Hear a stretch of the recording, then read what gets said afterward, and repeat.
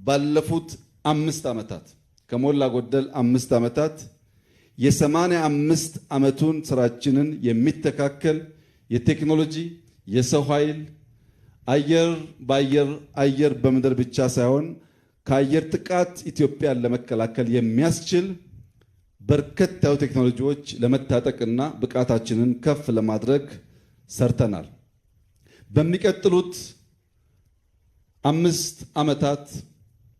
አሁን ያለንበትን የአየር ኃይል አቅም በእጥፍ ደረጃ ለማሳደግ የኢትዮጵያ መንግስት ግልጽ እቅድ፣ በጀት እና ምንጭ ለይቶ ከዋና ዋና አምራቾች ጋር በትብብር ስራ የጀመረ ሲሆን ዛሬ የአራተኛውን ትውልድ የመዋጋት ብቃት የገነባው አየር ኃይላችን